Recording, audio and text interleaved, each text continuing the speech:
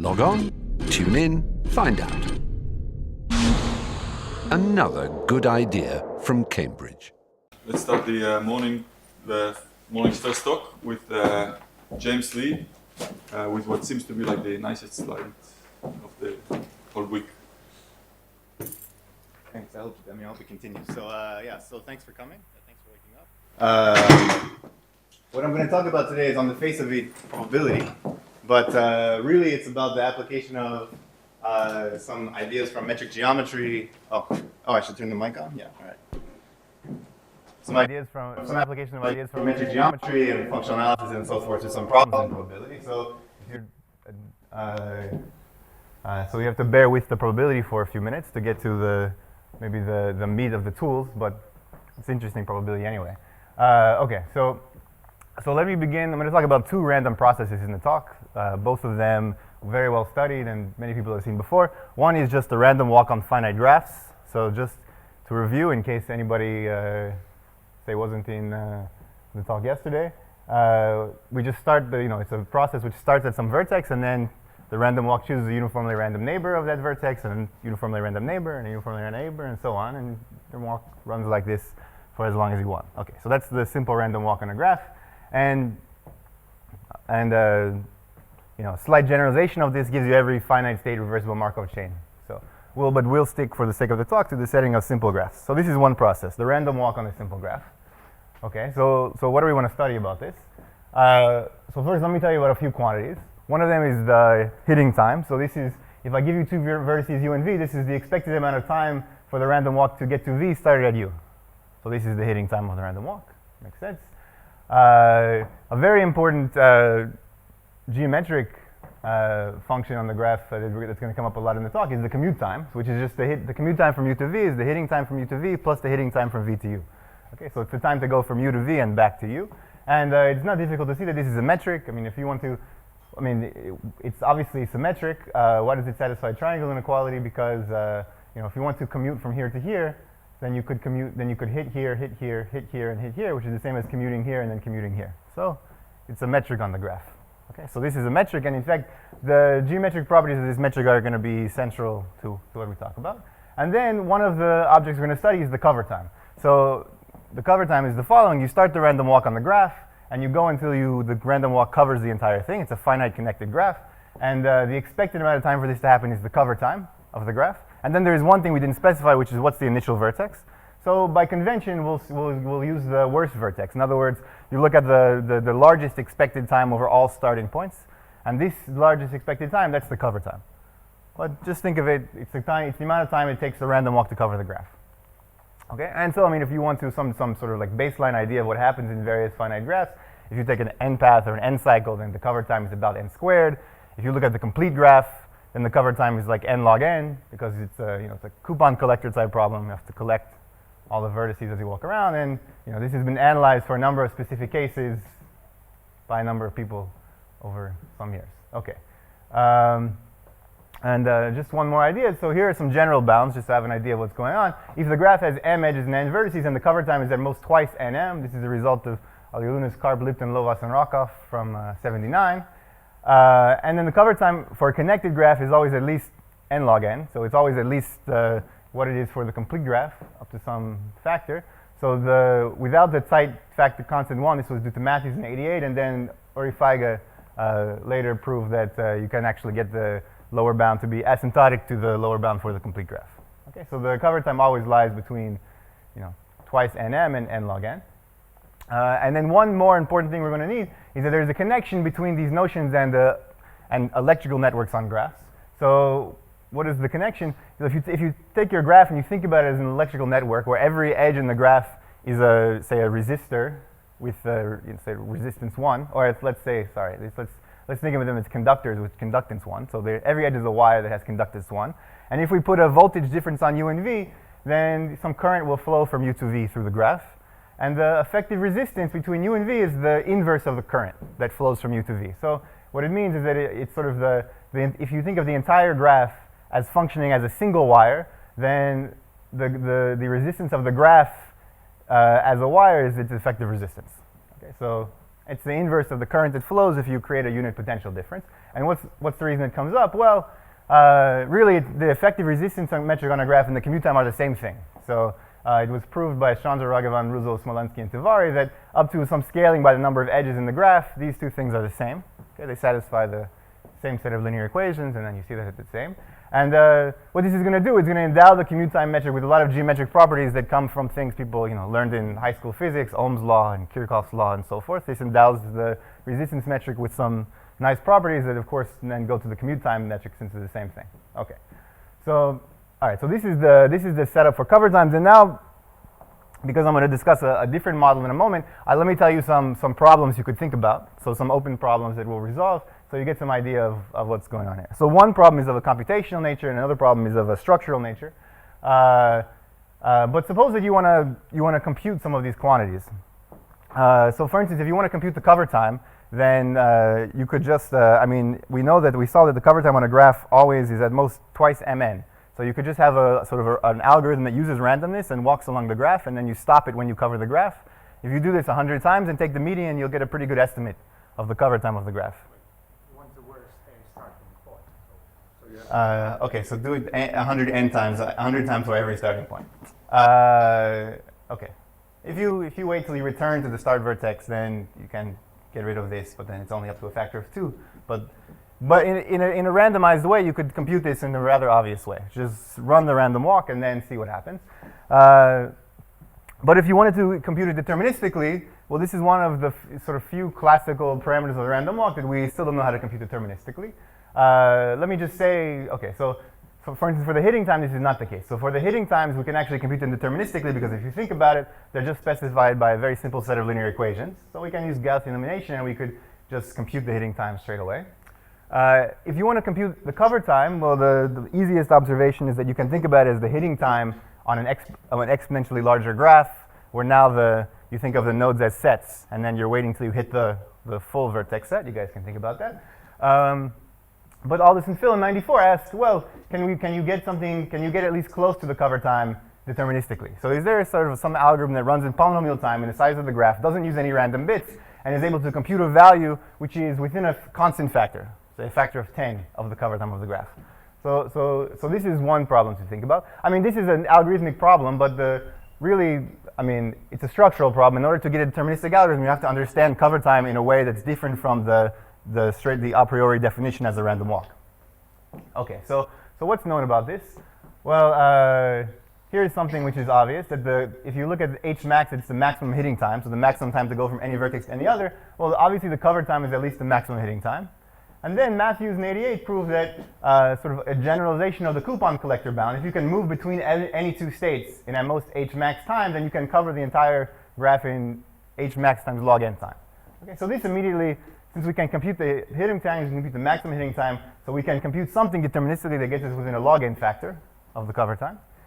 Matthews also proved sort of a lower bound, which says, which is a bit more complicated. Now you look over all subsets, and then you look at the minimum distance in that subset, and then you're able to sort of, basically you can match this upper bound for every subset as long as you have a uniform lower bound on the distances in the subset. Okay, you don't have to study this formula too closely. The main point is that Kahn, Kim, Lovas, and Vu in 1999 showed that actually if you use this bound, which you can, of course, can again, well, it's not clear from here because here you have an optimization over exponentially many sets, but it's not difficult to see that you can compute this within a constant factor just by taking nets in the graph and at every scale and then counting number of points in the net. They showed that this bound gives a log n. So for an end node graph, this bound is actually within log n squared of the cover time. Okay. And then very recently, Feiga and Zeytouni showed that for trees at least, you can actually get down to 1 plus epsilon using some fairly sophisticated recursion on a tree. Okay, so this is one problem. Can we, with the deterministic algorithm, get at the cover time? Something which is a priori sort of specified by this randomized process. And then here's one problem of a structural nature that it's good to keep in mind. So okay, so you can't see this. Let's put the next one up just in case. Okay, so what I did here is I ran the random walk on a two-dimensional torus until it covered the torus. Not all the nodes are black here. Some of them are red and so forth. But so this is at the cover time, and the color of a node, I'll put up all the pictures. The color of a node here represents the number of times it was visited. So its intensity represents the number of times it was visited. So here, when the graph was covered, actually, of course, there's one vertex that was visited once, whichever vertex was visited last was visited once. But there are some vertices that were visited 100 times in the walk. Because the walk is going around, so there was some vertex here that was visited 100 times. So there's a discrepancy. Some vertex visited once, one visited 100 times. If you run the walk for even longer, it starts to spread out towards the stationary measure. And then, so here I ran it until now. It's only a factor of 5 between the least visited vertex and the most visited vertex. And then I ran it until, it's only a factor of 3. And you could, if you run it long enough, then since this thing, yeah. This is a two-dimensional torus, so it's yes. So this is a two-dimensional discrete torus, so it's regular. So here it's converging to the stationary measure, which is uniform. But you can ask about sort of these times at which the empirical measure, sort of, the intensities, become fairly balanced. Okay. So this was defined by Winkler and Zuckerman in /96. The beta blanket time of a graph is the first time at which all of the intensities are within a factor of beta. Okay. So this is like the 1/100th blanket time. This is the 1/5 blanket time. This is the 1/3 blanket time. Okay. So this is sort of a stronger notion of the cover time. Obviously, the cover, for any positive epsilon or for any positive beta, the cover time is at least the eta blanket time, because if there's somebody who's visited once and somebody who's visited 0 times, the ratio is infinite. Okay, so this is the blanket time, and this quantity will come up. So the local time at a vertex is the sort of at some time t is the number of visits to x divided by its stationary measure. Okay, let's say divided by its. Okay, so this is not exactly. This suffices here. Let's say divided by its degree in the graph, which is proportional to its stationary measure. Okay, so they made this conjecture that actually for any graph, if you run the random walk to the cover time and then run it a bit more, you actually will get to the blanket time. So they made the conjecture that for any beta, the cover time and the blanket time are equivalent to within some universal constant. So that's what this notation here means whenever you see it. It means that there's some constant c such that this is at most c times this, and this is at most c times this. It's like for fixed beta. What's that? For fixed beta. Yeah, for every graph and beta. So if you read the quantifiers, then this is for fixed beta. Yeah. So there's a constant depending on possible. The theta depends on beta. There is a constant here depending possibly on beta. Yeah. Yes, I agree. I'll emphasize it by putting a beta subscript in future slides. But yeah. So as beta approaches 1, the constant of proportionality here will actually you must get bigger. Okay, so they proved it for many special cases, and indeed the techniques of Kahn, Kim, Lovaas, and Vu show that it's up to some factor that depends on the size of the graph. It's true, but you can still ask whether there is something which doesn't go to infinity with the size of the graph. Okay, so these are 2 questions which we'll answer. Now let me tell you how we answer them. So to do that, we have to consider a different random process, which is called the Gaussian free field. Okay, so I take a centered Gaussian process. So what is a Gaussian process? It's just a collection of Gaussian random variables such that every finite linear combination is again Gaussian has a Gaussian distribution. Okay, so just a set of joint normally distributed random variables. And to specify such a process, I just need to tell you the covariance matrix, or equivalently, I can tell you essentially the distances. So the Gaussian free field in a graph is the Gaussian process where expected value of GU minus GV squared is the effective resistance.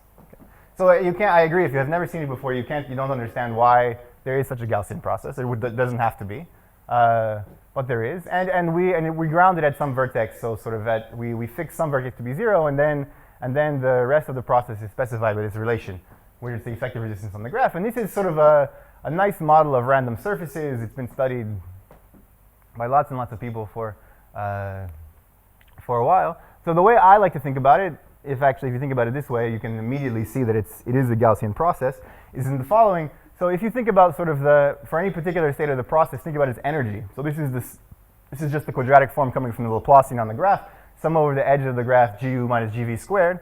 Then this random process is the one whose density is sort of exponential, inverse exponential in the energy. Okay, so the process prefers to be in low energy states where there's not a lot of discrepancy along edges, but with some probability it can also be in high energy states. Okay, so this is the Gaussian free field. And here's the main theorem, which is a bit surprising when you first look at it, because it doesn't seem that there's any connection between cover times and the Gaussian free field. That for every graph, the cover time of the graph is actually proportional to the expected maximum squared of the Gaussian free field. Okay? Okay, so I mean, also there's this thing on the end here that this is proportional up to some factor beta to the blanket time. Okay, so this is for every graph, the cover time and the expected maximum squared of the Gaussian field are, are proportional. So which of these is easy, if any of them? So none. Okay, so none of this is not easy. This is not easy. So what you can ask why the theorem is written like this because it's a bit. But the basic point is that we're going to upper bound this quantity by this quantity and then lower bound this quantity by this quantity. So somehow the proof goes by the sort of doing the hardest upper bound and the hardest lower bound, and then of course by transitivity you connect the cover time and the blanket time. But neither of these sides is particularly easy.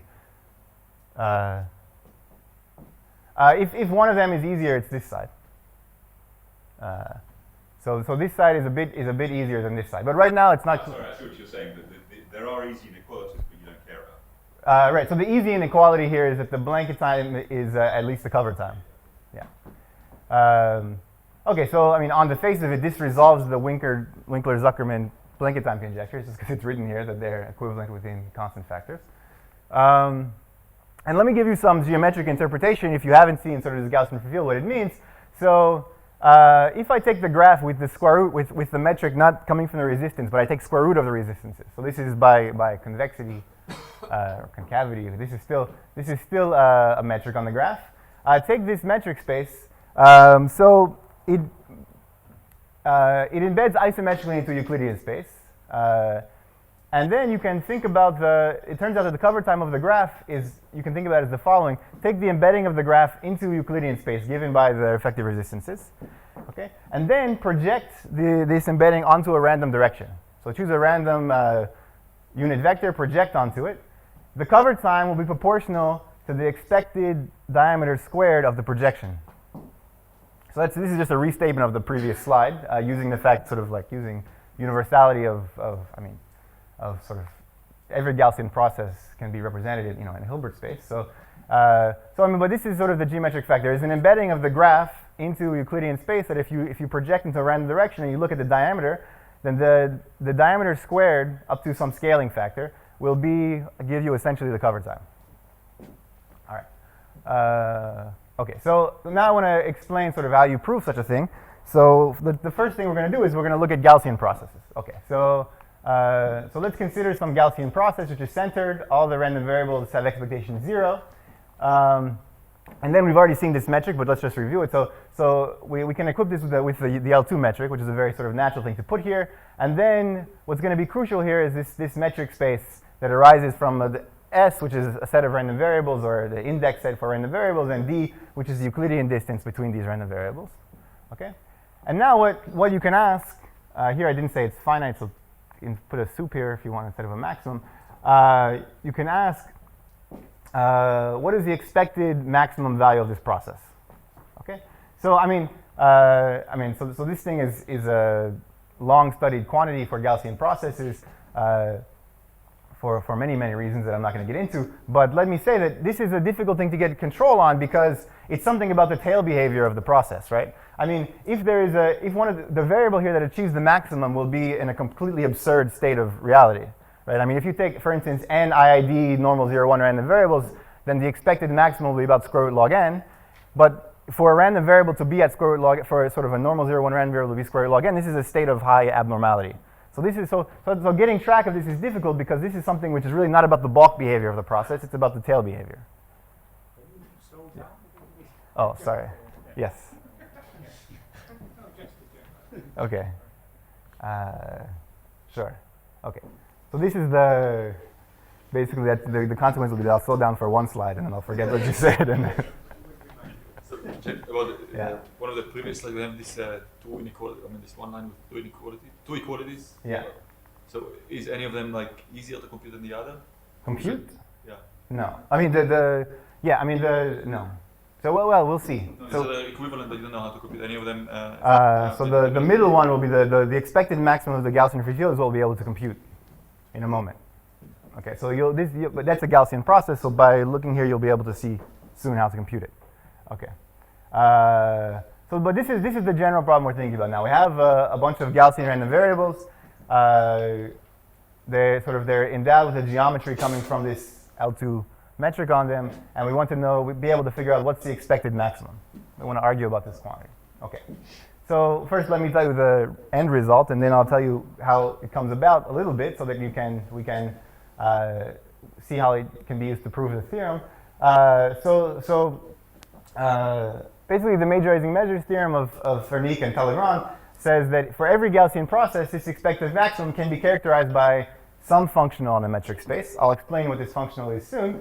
But the important thing to understand is that this functional is it's completely metric functional. So for every metric space, if you want it to be finite, you should the metric space to be compact. So for every compact metric space, this gamma 2 of the metric space has some definition. Okay, it has only to do with the metric properties of D. Okay, but for Gaussian processes, actually the expected maximum is controlled by gamma 2. So gamma 2 in some sense measures the size of a metric space, okay, in some way, like in some sort of, in terms of some kind of covering numbers. And the main theorem is that sort of with the upper bound coming from Fernique and the lower bound coming from Talleyrand, is that these two quantities are equivalent within some universal constant factors. Okay, so you can control this expected maximum just using the geometry of the metric space on these random variables. But even this, to answer your question, doesn't help you so far, because computing this gamma 2 functional on the face of it still requires exponential time, because it looks over all structures in a metric space of a certain form. But now let's address it. So a different way to rewrite this, just what I said, is that our main theorem is that for every graph, the cover time is proportional to, so what do? You take the graph, you equip it with the metric coming from the commute times, but you don't take the commute time metric, you actually take the square root of the commute time metric. You calculate the gamma 2 functional of this metric space, and then you square it. That's actually proportional to the cover time. Okay? And then we also, to answer your question, we construct a deterministic algorithm which, for any metric space, can compute the gamma 2 value of the metric space up to a constant factor. It's essentially just a dynamic program, but the dynamic program's analysis uses all of the majorizing measures theory. I mean, really the full power of it. And so that allows us to resolve sort of the Aldous-Hill question of whether there's an approximation. Since these two quantities are proportional, we can compute this one and square it. Is there any hardness result to compute precisely, or to compute up to 1%? Any of these things? Two cover blankly. So I suspect that cover time can be done within 1 plus epsilon. Gamma 2 is a bit unwieldy. I mean, it was never sort of. Basically, the problem with gamma 2 is that the entire theory is only one which is in the category of things that make sense up to constant factors. So gamma 2 is not really specified. There are 10 definitions, all of which are equivalent within a constant factor. It's not sort of, it's only natural after you mod out by multiplicative factors. So then you could, it's. And covering blanket should be easy because randomly it's possible. Randomly, it's possible to do within 1 plus epsilon. So, and at the end of the talk, I'll mention sort of a possible path to getting 1 plus epsilon. But I suspect they should be doable because you can the randomized process can do it. So, by some general theories in computer science, we believe that we can de-randomize this. Okay. So, all right. So let's for a second study this theorem that characterizes the expected maximum of the Gaussian process. Okay. And now you can actually the entire theory really come. You can think about the index height as being finite. The entire theory really is in the finite case because it's a quantitative theory. Okay, so let's consider first one easy case when the process is homogeneous in the sense that the distance, remember this L2 distance between the random variables, is about the same for all the points in the process. So suppose the distance between all the random variables is about alpha. Okay, so the maximum distance and the minimum distance between any distinct pairs is alpha. Then somehow, okay, you might expect that if you take a union bound over, one way to compute this expected maximum is just compute the probability that one of them is large and then take a union bound. In this case, maybe a union bound should be tight. So what would a union bound give? Okay, well, now we have sort of a, concentration for Gaussian random variables of the following form. The probability that, let's fix one of them to be 0. So the probability that one of them is bigger than lambda goes like e to the minus lambda squared over twice the distance u to v squared. So if you want to get the, if you have k points here, then a union bound would tell you that the expected maximum is at most alpha root log k. So you get, if you want the right hand side here to be 1 over k because you want to take a union bound, then you need to set lambda to be alpha times square root log k. And then you would get that this is at most 1 over k, and you could take a union bound and get this. And you could expect that at least in this very simple homogeneous case, this is tight. Okay, and in fact it is. This is something called Sudokov minoration. So Sudokov's inequality says that if you take a Gaussian process and you have a uniform lower bound in all the distances, then the expected maximum is at least alpha times the square root log number of points in your process. Okay, so you can't. So at least in the homogeneous case, when you have a uniform lower bound, you can match the union bound by a corresponding statement in the lower bound. Okay, so this is the homogeneous case. That's handled. What do you want to do in general? Well, if instead of having sort of homogeneously spread out points, your points are clustered in some way, now it's somewhat clear that a union bound is not going to be a great thing. I mean, for instance, if all of these points tend to be large or small together because they're very correlated, so if you take a union bound over all of them individually, this would be a silly thing to do and it's probably not going to be tight. So there's a natural thing to do here, which is chaining, which is basically sort of for every cluster, you choose some representative, so these are the purple points, and then use a union bound to compute the expected maximum for just the purple points. So let's suppose that this is 0. So okay, so now we use a union bound to say that none of these things can be large. Okay, and now we still have to control the red points, but now we can control the red points by their deviation from their centers of their clusters, which should be much smaller than, because the diameter of these clusters is much smaller. So then, you could, after you take this union bound, now you can take a mini union bound here and a mini union bound here, and then once you sort of like compute the maximum purple edge and the maximum yellow edge, now the maximum total is just going to be the sum of a purple edge and a yellow edge. You just take the maximum of such sums. Okay, and if you continue this process for more than 2 levels, you naturally construct a tree on your process. And you can see without too much difficulty, everyone could go home and prove it as an exercise that every tree gives you an upper bound on the expected maximum in this way. You take a tree, you get an upper bound on the expected maximum. Okay.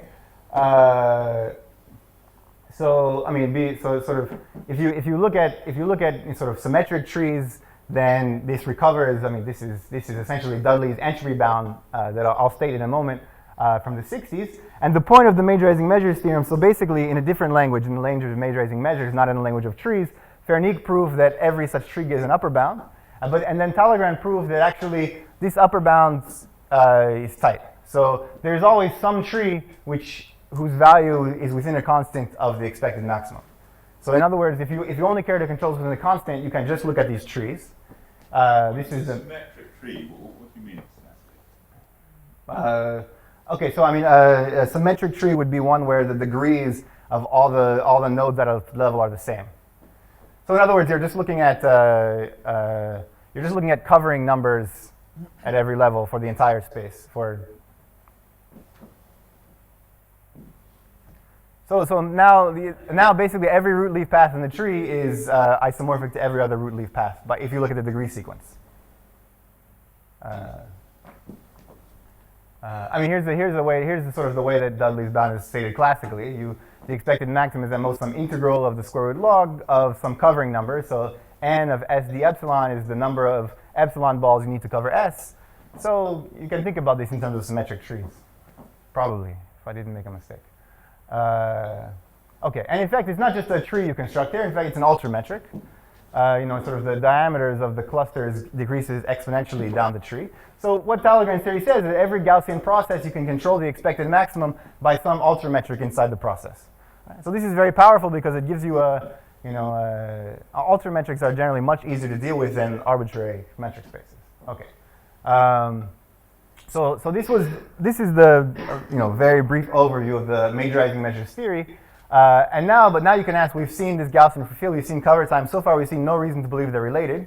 Okay, so now let me try to give you, first of all, some hints as to why they're related, and then we'll try to see the fruition of the hints. Okay, so here are the 2 main tools we've seen for controlling the expected maximum of a Gaussian process. I mean, by the way, you should say that if you think about it, the cover time is obviously some kind of maximum. It's the amount of time it takes for the last vertex to be covered. And so, okay, so they're both about maxima, at least. So you have these 2 tools in the majorizing measures theory. You have sort of Gaussian concentration and this Sudokov minoration. So it turns out that there are actually 2 similar tools in the study of cover time, which might be the first hint that these 2 things are related. So here's Sudokov's inequality that we've seen. So we saw this earlier, but let's say it again. Matthews bound says that if you take a graph and you take a subset of the nodes such that the commute time between every pair in the subset is at least alpha, then, if moving between any two nodes in your set takes time alpha, then to cover this set will require time alpha log s. So this is just a generalization of the coupon collector log, bound. To collect one coupon takes time alpha, then to collect k of them takes alpha log k time. Okay. So I mean, on the face of it, they look kind of similar. It involves alpha. I mean, okay. No. So I mean, so they So there's seems that maybe there's I don't know. So it just has to be taken in conjunction with more evidence. But this is sort of one similarity up to a square root factor. And the other tool we used was this Gaussian concentration. And it turns out that in the paper of Kang, Kim, Lovas, and Vu, they proved the sort of concentration inequality for random walks of the following form. So this is a bit difficult to grok all at once. Let's just see what happens here. Okay, so recall that this LT of u, this is the local time at u. So we run the random walk for some amount of time. This is the normalized amount of time we spend at u. It's the amount of time spent at u divided by the degree of u. Okay, so that, I mean, you normalize so that sort of everybody expects to have the same local time at stationarity. So what does this inequality say? Well, you give me some L, and then I start the random walk. I start the random walk at v. No, sorry, I start the random walk at u, and then I run until I've spent local time L at u. And then what this inequality says is if I go until I've spent time L at u, then probably I've spent a similar amount of time at v, and in fact their deviation can be controlled by some Gaussian tail. Okay, so that's what this says. So if I go until I spent time L at u, okay, local time L, so the global time is t, but the local time at u is L, then the local time at v cannot deviate by too much, and in fact it goes down as a sort of with a sub-Gaussian tail, but now it's controlled by the effective resistance instead of the square of the Euclidean distance. So the local time is normalized by the stationary? By the degree. So Which is the stationary? Up to proportionality, it's the degree, but here, for this statement to be quantitatively correct, it has to be the degree. Right. Yeah. And Okay. this is a one-sided inequality, or do we also know a two-sided inequality of this solve? I mean, if you run the random walk for infinite time, they'll be the same. It starts from But I guess Whether the upper one is also like a lower one with up to Right. some constant. How about absolute value? Should I put an absolute value? it's actually not so. So I mean, this is really just a two-point Markov chain. Eventually, you just look at u and v. So no, if you try to put absolute value, you'll fail. It is okay. Ignore this comment, but it is. Anyway, okay, so here we have a similar kind of thing, except now instead of a squared distance, we have just the effective resistance. Okay, and then the last most sort of like the thing which led us to start this work is that okay, we saw Dudley's entropy bound before. So Barlow, Ding, Nachmias, and Paris were studying sort of the cover time of giant components of random graphs, and there they needed a more precise estimate than Matthews bound. And if you look at the estimate they came up with, this bears a lot of similarity to Dudley's entropy bound. So then at this point, okay, so now like you look, you say, okay, Sudakov, Matthews, Gaussian concentration, sort of KKLV concentration, Dudley bound, some kind of analog for random walks, maybe majorizing measures should apply in this situation. This is what you would like to say. And okay, and in fact, let me tell you how you might first prove it. So once you've seen these hints, here's what you might think. This is very natural. I take my graph, so this slide is the graph, and I look at this, suppose I have now some separated sets in the graph. So I equip the graph with the resistance distance, and then I look at some balls which are, say, radius r, and the distance between them is also about r. Okay? And then I run the random walk in the graph. So they visit some ball, goes to some other ball, it goes on for a while. So you might expect that since the balls are kind of separated, what might happen is that, in every ball you expect to spend a certain amount of time. I mean, on average, when you run the random walk. But since they're separated, you might expect that these times fluctuate somewhat independently. Like I spend, maybe one time when I do it, I spend more time in this ball than in this ball, right? And so you can expect that if you have a bunch of these balls and they're well separated, so they kind of fluctuate independently, then for one of them, the amount of time I spend there would be unusually small. Right? So in other words, if I just take the minimum of IID geometric random variables, I expect that one of them will be somewhat smaller than its expectation. Okay, so maybe you do that and you say, okay, I ran the random walk and now this ball, I spent less time there than I expected to. Okay, so now inside you could again find these separated balls and you could try to say, okay, now in one of these things I spent even less time, And then if you continue this way down some kind of tree-like structure of balls, you could hope to say that some leaf is, I spent 0 time at it, and then I didn't cover the graph. The main problem is that once you, with making this work, is that once you identify this ball as the one in which you spent the minimum amount of time, I mean, you've conditioned a lot of the random walk. Okay, so, I mean, so you don't have to condition on the entire random walk, right? You could just, so after I say, okay, I spent a small amount of time here, I just really need to record the entry and exit points to the ball. And then I could run sort of a random, and then I could run, given the entry and exit points, then I could sort of like, then I could rerun the random walk, conditioned on entering here and exiting here, and try to do the same analysis. But this becomes, I mean, we could never hope to do this. The correlations become insane. Now inductively what I know is a bunch of entry and exit points to this ball, and then I have to now sort of like do the same argument, but now I'm not looking at the random walk, I'm looking at sort of these random excursions, and I really have very little control on what the entry and exit points look like, so this gets lost very fast. So this doesn't work. And in fact, what we had to do is we use a much stronger connection between random walks and Gaussian processes. All right, so this brings us to like the Dinkin isomorphism theory. So let me just remind you again that the local time at a vertex is the number of visits to the vertex v divided by its degree. And if you're really paying attention, at this point I'm switching from the discrete time random walk to the continuous time random walk, which spends, so it's the same thing except instead of at unit times jumping, you jump at exponential times with mean 1. So I spend a mean 1 exponential at the node, and then I jump and I spend a mean 1 exponential. But you don't have to worry about this at first glance. Just think about it as this. So local time at v is the number of visits to v normalized by its degree. Okay, so in the 60s, Ray and Knight sort of characterized the cover times of Brownian, the local times of Brownian motion in a very sort of beautiful, still kind of mysterious way. And then Dinkin extended this to a connection between sort of some kind of general connection between Markov processes and Gaussian fields in the 80s. And then what we're going to use is an isomorphism theorem that's more recent of Eisenbaum, Kaspi, Marcus, Rosen, and Shi, which I'm going to state on the next slide. Okay. So I'll tell you what it means. This is kind of an amazing theorem. So again, we have the random walk on the graph, and these are the local times of the random walk. Okay, the random walk starts at some fixed node v0. And then we also have the Gaussian free field on the graph. Okay, so this is the Gaussian free field on G, which is grounded at v0. And then we do the following. Okay, you give me some parameter L, and I run the random walk until I've accrued local time, until I've been at v0 for time L. So I run the random walk until I've spent time L at v0. Okay, stop there. So once you spend time L at v0, you run over, you go around the graph. Eventually, I'll spend time L at the initial node. You stop and look at the local times you see. So this is some random field, some random set of local times. Then on the left here we have sort of the local time at x plus half gx squared. So these things are, by the way, these things are taken independent. There's a random walk here and there's a Gaussian process here. They're independent.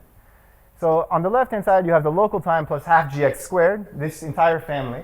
It turns out that this is identical in law. This is exactly the same, it has exactly the same law as the right-hand side, which has no local time on it at all, but just has the square of some shifted Gaussian, the half times the square of some shifted Gaussians. So, I mean, this is really a law. So somehow, these things are identical in distribution. So this is kind of amazing, and we're going to use this now. But one open problem is that the law is it's insanely, it's mysterious, and in fact the proof is also mysterious. And so there's an entire now 500-page book of Marcus and Rosen on these sort of connections between Gaussian processes and Markov processes. And in the introduction to the book, they say, every time we give a talk, we're asked, what's the intuitive explanation for what's going on? And they say, it's a great question. We leave it as an exercise to the interested reader. So the way you prove this is by essentially the method of Laplace transforms. You take the Laplace transform of each side. It turns out that on each side that you get some kind of determinant, and then you do 2 pages of combinatorics and some binomial coefficients and so on, and then they happen to be exactly equal. So it's similar to the case in the combinatorics. We have a generating function proof of inequality, but no hands-on bijective proof. So this is still quite mysterious, and I don't think I have time to talk, but if you're interested in probability, I can give you a baby version of this. It doesn't involve any graph or any Gaussians or anything. which is the simplest which is the simplest isomorphism theorem that has no known intuitive proof. It's very, very simple, but okay. But this is what we're going to use. So, okay, so let me tell you how you can use this to prove one side of the theorem, and then in the last 5 minutes, I'll tell you what goes into proving the hard side of the theorem. Because, okay, but, so suppose you want to prove that, say the blanket time, okay, so here's the situation again. We have m is the maximum of this Gaussian free field. Suppose you want to prove that the blanket time is at most basically this m squared, or the, so that's, which is one side of the theorem, okay? So, I mean, I've just expanded this side. I've expanded the square here on both sides. And the point is this. If I take L to be much larger than the expected maximum of this Gaussian process squared, Gaussian processes, even they're very concentrated, but even their maximums are concentrated. So the maximum of a Gaussian process is highly concentrated on its expectation. So if we take L to be very large, then we can be assured that g of x, this is the square of the expected maximum, that none of these random variables will exceed m by very much. So if we take L much larger than the expected maximum squared, we can be assured that, for instance, this term is much, much smaller than L, and this term is much, much smaller than L, and this term is much, much smaller than L, because these things are concentrated around their maximum, and we've taken L much bigger than their maximum squared. Okay? So in that case, the inequality really becomes to look like this. If you make L large enough, then everything becomes noise, and you're left with a picture which on the left-hand side you have a constant plus some noise, and on the right-hand side, you have the local times plus some noise. So this proves that the blanket time is at most the expected maximum squared because, I mean, you have to do the analysis, but, this is noise. So really, the local times are all L, plus or minus noise, at this point. So so this says that if you sort of run the random walk for long enough, the local times become constant. Okay, so this proves one side of the theorem. So to answer Keith's question, this side is much easier, that the blanket time and the expected maximum squared are proportional. Okay, but now we want to control the cover time. So, okay, so again, here's the law. So I mean, if we want to lower bound the cover time, what we need to say is we run the random walk for some amount of time, and then even after that time, one of these local times is 0. That's how we would say the cover time is large. We run the random walk for a long time, even then, one of the local times is 0. So how can you prove that one of these is 0? That already seems somewhat difficult using this law because, I mean, to prove it's exactly 0 seems hard. But so this is what I just said. We need to show that for some time, which is about the expected maximum squared, some local time is 0. But here's how you do it. You find some Gaussian, which is very close to this square root 2L. Okay, so there is something on this side which is small. Okay, so that implies that there's something on this side which is small because they have the same law. And then this red thing is, you need a little bit of, how do you prove that if a local time is small, then it's equal to 0? It's actually not very hard because if you start the walk at v0 and you continue the walk until it's visited x at least once. So if I know the local time is bigger than 0, actually I know it tends to be large if it's bigger than 0 because now I'm at x. So I'm going to spend some time at x probably before I get back to v0. So so you can say that if you can get one of the local times to be small, then actually you can get it to be 0. Okay, so if it is small. So you start. Continuous time. So once you're there, you stay there. You tend to stay there. But even ignore continuum. Look at discrete time. If I wander very far away from v0 to get to x, now I'm at x because I know the local time is bigger than 0. Then probably I tend to visit x more before returning to v0. And in fact, you can say exactly what it is. It's in the expected time spent at x before you get to v0 is exactly 1 over the effective resistance between x and v0. But the point is, if I visit x, I expect to spend a lot of time there before I visit v0. So that says that if one of the local times is small, then actually you can say that it should be 0. And now our problem becomes one purely about Gaussian processes. Okay, it becomes purely the problem of trying to get, given some Gaussian process, try to show that sort of some Gaussian ends up near this quantity. So what is this quantity? This quantity is if you think about it, this quantity is epsilon times the expected maximum. So here's the idea of the proof. Okay, so here's the expected maximum of the Gaussian process, and this red line represents various points in the process. So we know that some point gets near the expected maximum. That's the expected maximum. What you can expect is if one point gets near the expected maximum, then if I scale back, so I look at the expected maximum times divided by 100, I should get a lot of points near there. it seems it would be very strange if somehow some point gets way out near the tail, but doesn't leave many of its brethren kind of strewn out along the way. So the idea is going to be that if we scale back from the expected maximum to epsilon times the expected maximum of a Gaussian process, then we tend to get lots of points congregating around the epsilon times the expected maximum. So here's the problem. We have the Gaussian free field. We have m, which is the maximum. So okay, so basically, when you sample from the process, the points are going to fall along this line. If I look at the expected maximum, remember I want to get a point near something. Okay. So if I look at an expected maximum and I want to get a point near the expected maximum, how large a window do I need to take? Well, it turns out that the window is you can say the window is proportional to basically the maximum standard deviation of one of the Gaussians, or the diameter of this metric space. So this window is too big, okay? But so to get a point here is going to be, the window is going to be very large. We won't be able to get this difference small, so we won't be able to get one of the local times to be 0. But we said, look, if some point gets out near the tail, then along the way, many people should have died trying, right? If you see one guy succeed, there should be a lot of people that didn't quite make it, okay? And then if there's some independence amongst these people, some reasonable independence, then we could expect to get a point in a much smaller window around epsilon times the expected maximum, okay? So now the problem becomes this: I give you a Gaussian process, and I say go to epsilon times the expected maximum. I want to know what's the size of the window I need to take such that I get a point there with constant probability. So say 1/10 probability. I want to know what's the size of the window I can take so I get a point there with 0.1 probability. Okay. So we need some strong. What we eventually need is some strong estimate on the size of this window. Now the problem is that majorizing measures controls the expected maximum. It controls first moments of this maximum. But you can see that first moments are not going to be good for estimating the probability that a point falls in this window. So suppose you calculate the expected number of points that fall in this window. Well, this could be inflated by a huge amount because there could be a cluster of points such that almost never they fall in this window, but when one does, they all do. So in fact, the first moment bounds don't give you enough control here. You need second moment bounds, but majorizing measures doesn't handle second moments very well. So okay, so this is sort of the last technical slide.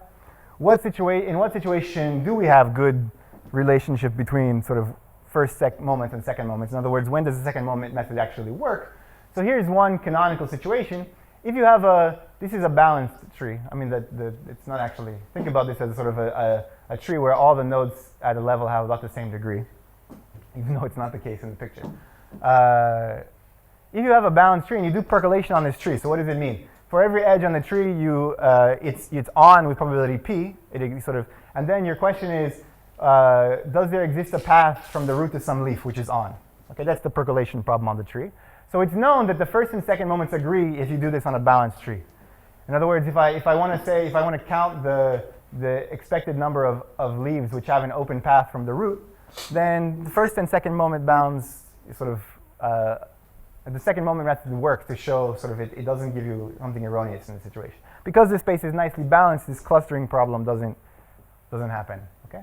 So what we're going to try to do is the following. We have a tree in our space coming from the majorizing measures theory. We have a Gaussian process. Majorizing measures gives us a tree. We want to try to somehow think of getting a point in this small window as a process on a tree, and then sort of use the percolation as an analogy for arguing that we can get this first and second moment method to work. So basically what I'm saying is we want to take a subset of the process for which first moment bounds are sufficient. Okay, and that's going to be specified by this tree. Now the one problem we have here is that general Gaussian processes behave nothing like percolation. So even if I take sort of a bunch of random variables corresponding to a tree coming from the majorizing measures theory, percolation has the following very nice property. If I condition on everything happening in this part of the tree, then of course everything here is still independent because everything was IID. I mean, that's sort of like the edges are on or off, IID. So I can condition on everything here, and then this is just sort of a smaller version of the process.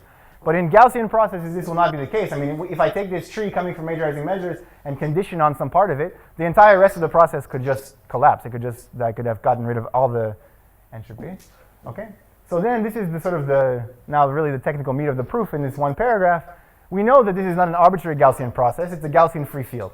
Okay. And we know that the Gaussian free field has special properties because the covariance, the distances are given by resistances.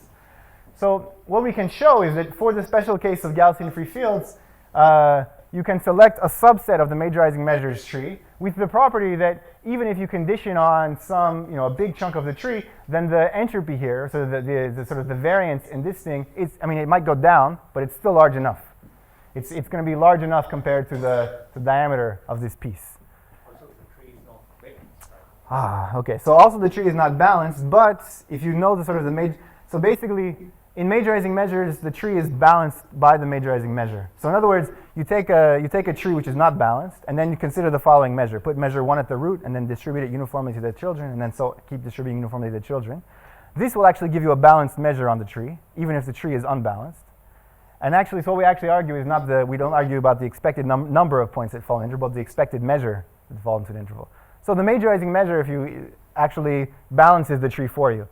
If you think about the best possible upper bound for a process, you think that you want to balance this upper bound tree to make it okay. So it turns out that the trees you get are balanced by the majorizing measure, but this is, you're right, it's a technical point. Okay, so that you can couple this to a percolation process, and then you can eventually, basically, okay, so I'll just, this is the last technical remark.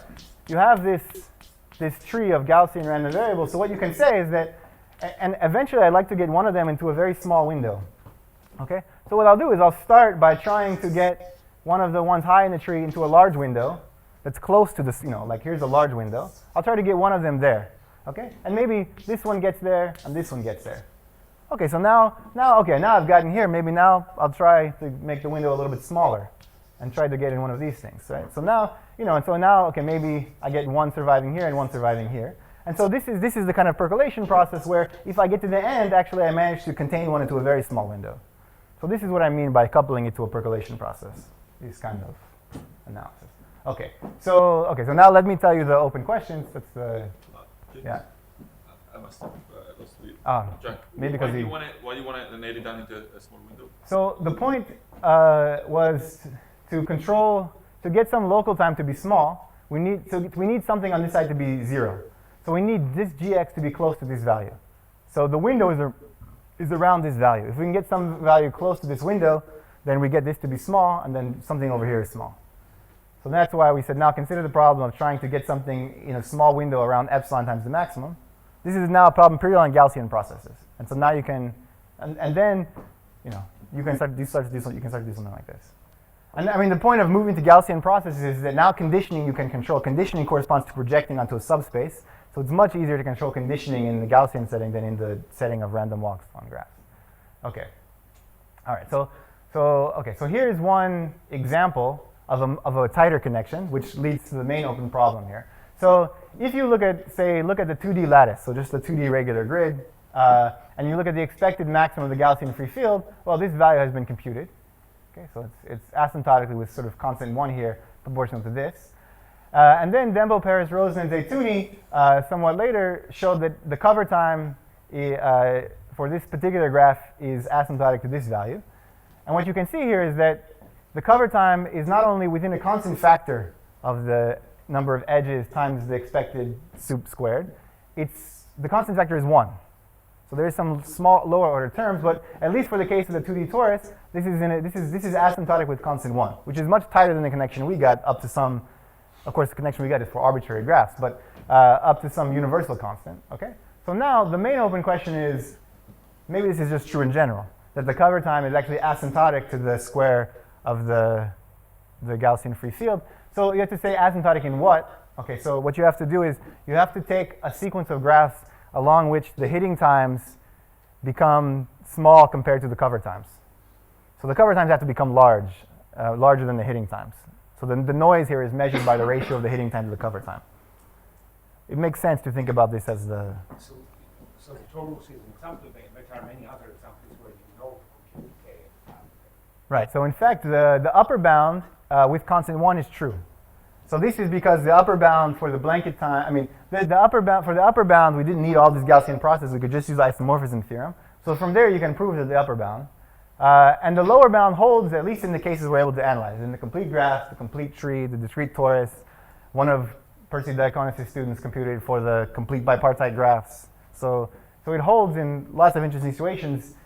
including non-symmetric situations, like bipartite graphs with different sides, with different balance on the sides. Okay, so this is this is the main probabilistic open question. Related to this question, you can ask the structural question that Noga asked earlier. Can you get a 1 plus epsilon approximation to discover time deterministically instead of just a constant factor? So this possibly provides one path to do it. You prove this theorem, but even if you prove this, you need to be able to estimate the expected maximum of a Gaussian process up to 1 plus epsilon. So this, in computer science, there are tools coming from the sort of geometric theory of pseudorandomness where people can get close to things like this. So in fact, now, I believe Raghu Mecca can get this within 1 plus epsilon in like n to the log n time, using sort of some generic de-randomization techniques.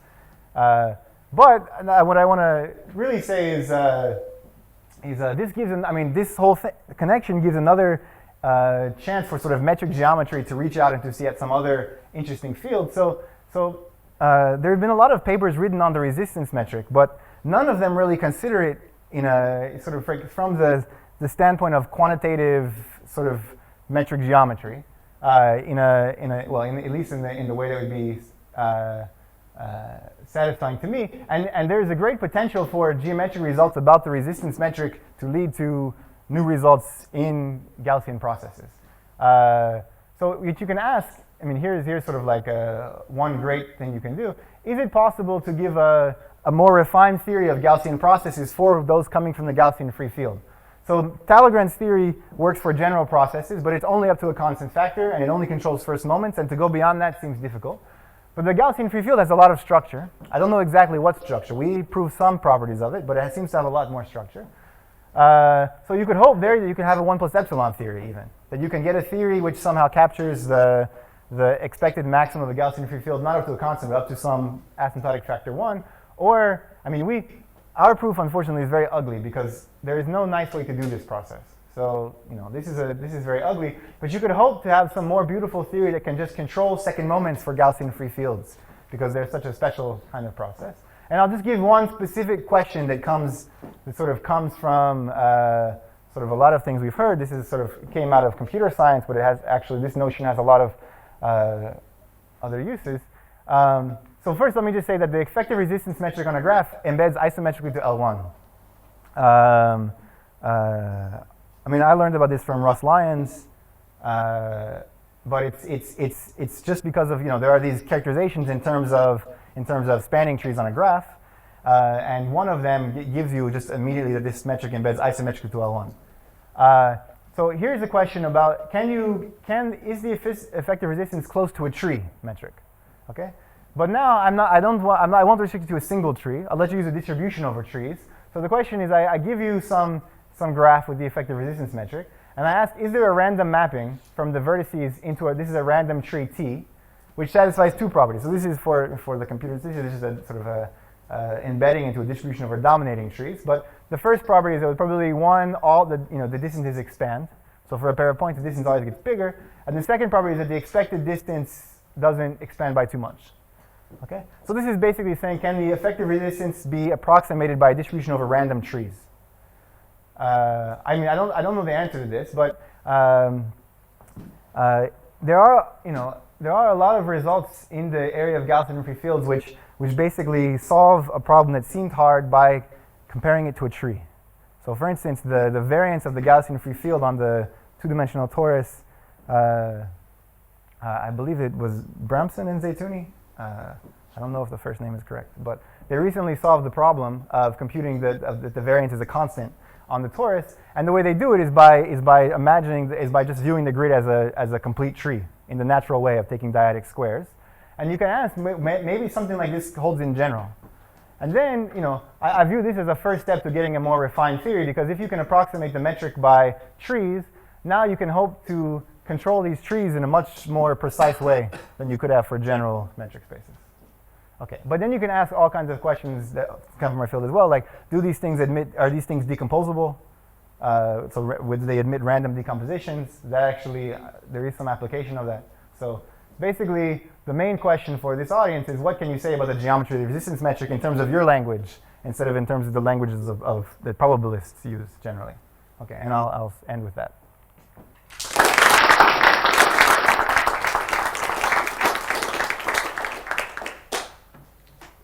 probably have time just for quick questions.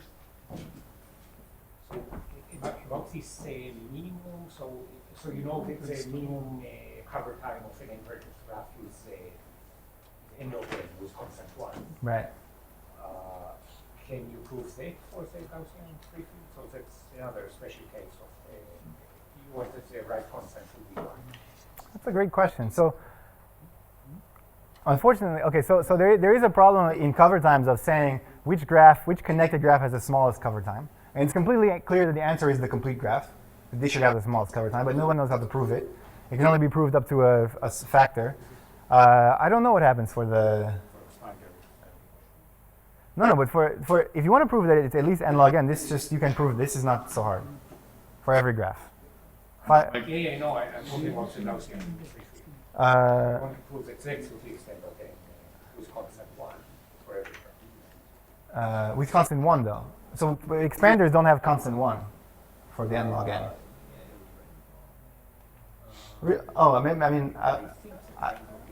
I should be, okay. I was surprised by it, so okay, I see. I didn't know if someone could prove that.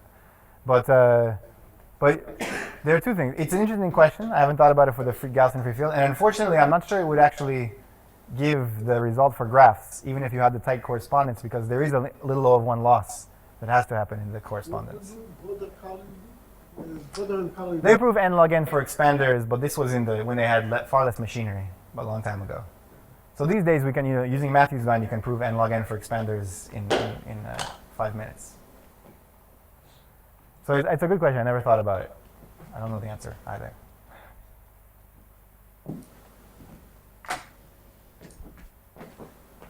So you mentioned that one can estimate the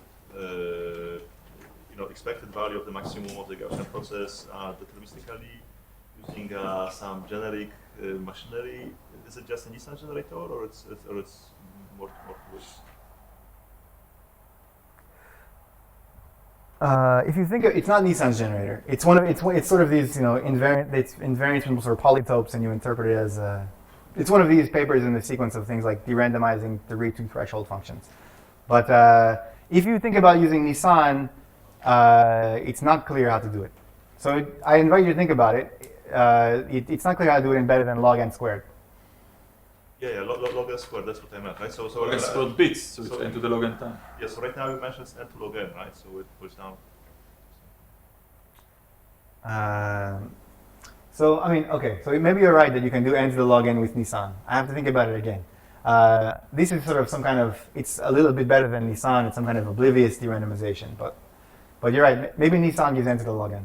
I'm not sure. I was just asking, right?